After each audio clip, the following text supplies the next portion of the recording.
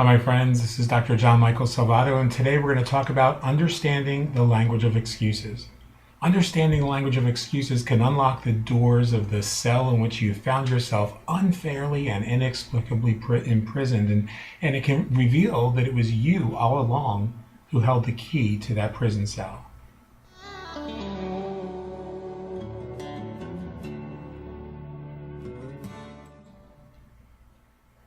None of us are immune to excuses. Excuses are the ego's natural tendency to attempt to remove blame or to explain or otherwise justify our behavior. Excuses arise out of the chaotic data that's stored on the hard drive of our subconscious mind. That chaotic data, which we refer to collectively as the ego mind, perceives a need to place blame for everything and anything that doesn't happen according to plan. But the truth is that there's never a need for blame at all. What we really need in our lives is the simple decision to assume 100% responsibility for all of our experiences. There are times when we might plan to do something, when we know that we have to get something done for whatever reason, and then we just don't get it done. The realm of excuses tempts us to explain away why it wasn't done. I got tied up on a business call, or my child was homesick from school, the car broke down, my internet service was acting up, I didn't feel well, the dog ate my homework, whatever. The simple fact is that you didn't choose to do whatever it was, whatever it took to complete the task. It wasn't enough of a priority in your life and you didn't get it done, period. There's no need for blame. There's no need for feeling guilty. See, we've proven that in order to grow your business every day, you need to talk to at least 10 new people about their businesses. You need to get to know what's working for them, what's not working for them, and what their real goals and objectives are, so that you can ultimately find out what it is that they're looking for in their lives and see if there's a fit there. We know that talking to 10 people, you'll need at least 20 new people added to your circle of influence every day in order to be able to talk to 10 people. So we know that it takes 30 minutes to be able to identify those 20 new people, and it takes about an hour to talk to those 10 people. And so we're looking at a minimum of investment of 90 minutes.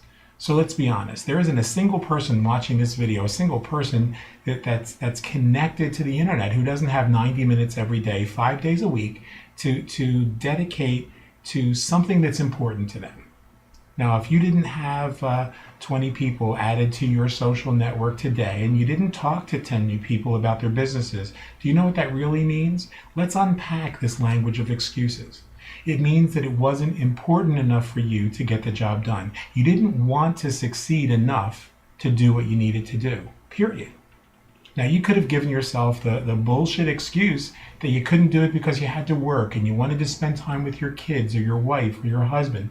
You could say that you didn't get it done because you were caught up in traffic, and that's actually a lie that you're telling yourself. Because you might have worked for 9 hours, you might have commuted for an hour or two back and forth to work. You probably spent another hour eating, maybe a half an hour bathing, 30 minutes in the bathroom, 8 hours sleeping, and that means there's 3 hours left in your day. Now, if you spent all 3 hours playing with your kids, then let's face it, you made a decision that your business was not as important as playing with your kids. Your business wasn't important enough to give it any attention. Your kids would have clearly been happy to spend an hour and a half. Actually, most kids probably would have been happier just spending an hour of quality time with you and having that extra half hour for themselves. Especially if you explained that you were going to take an hour and a half to work on a plan to create a better future for yourself and for them. So stop lying. You're not a victim. You just have your priorities screwed up.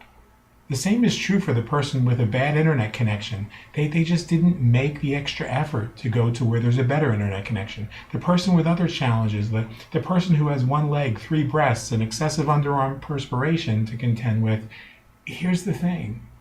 When you understand the language of excuses, it always reveals the very same thing, and that is that you never took the time to clearly define your why.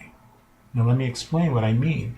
If you've clearly defined your why, if you've clearly defined why it is that you want to do what it is that you're doing, then you're going to have you'll have taken into consideration, first of all, how that's going to impact those closest to you. You're going to have a clear sense of what needs to be done on a daily basis. And in such cases, that's why I always recommend that it's good to have a family discussion about your why and what you intend to do as you achieve that goal. See, when you understand and you define your why, you understand that it's not, that your why is not to make money. Nobody gets involved in the home-based business arena or starts their own business or starts a restaurant or a dress shop because they want to make money. Nobody starts any business because they want to make money. They want to make money because of the things that money will buy them, and that's freedom and the ability to do the things that matter most to them.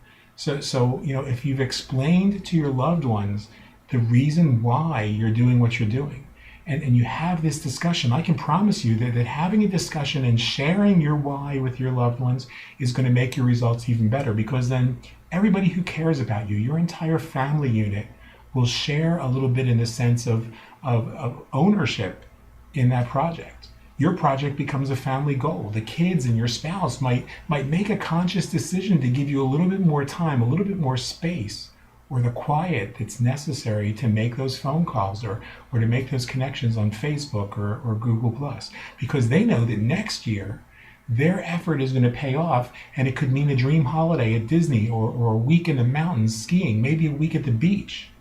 Making the decision to help 5 people and then help 10 people now to achieve their personal breakthrough for me has taken additional time away from my partner. It's cut into the time that we spend relaxing together or going out in the evenings.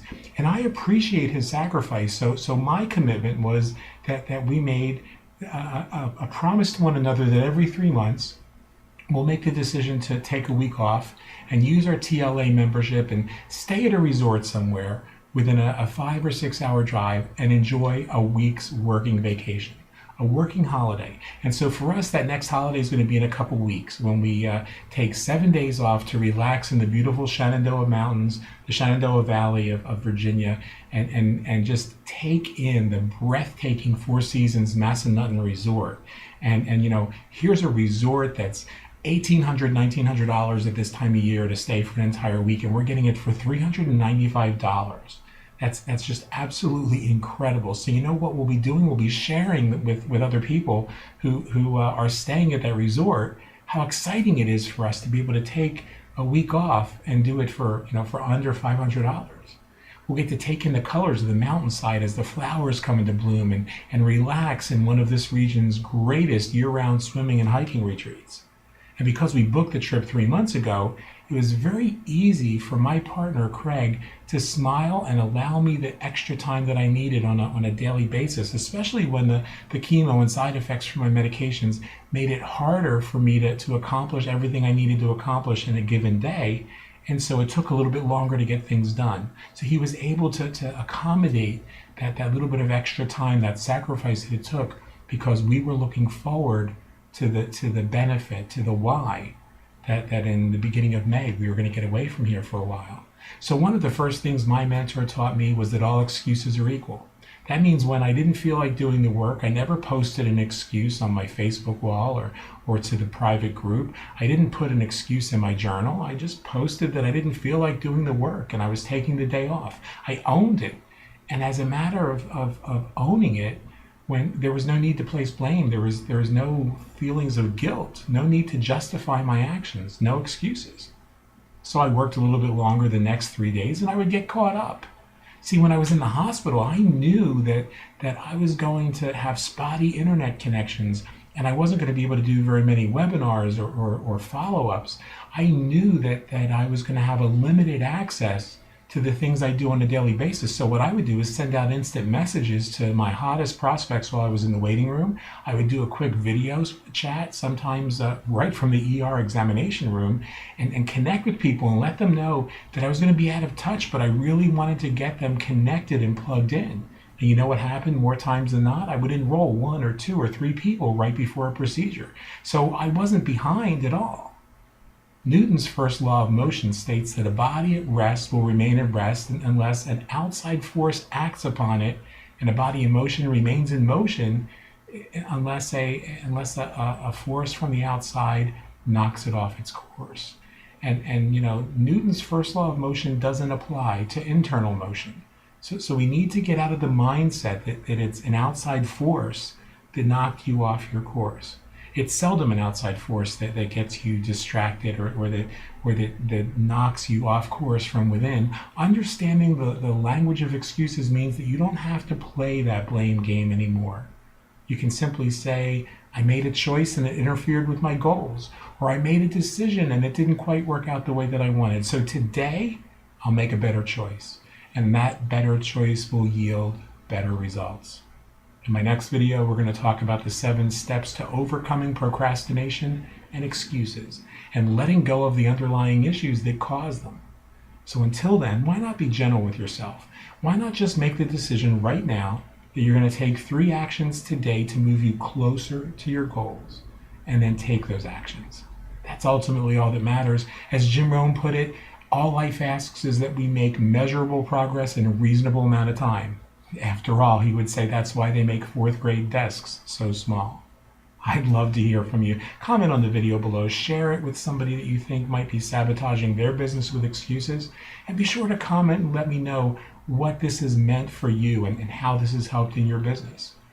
Remember to continue to look forward, to continue to spend every day as an opportunity to start fresh. And always remember that the best is yet to come. I'll talk to you soon.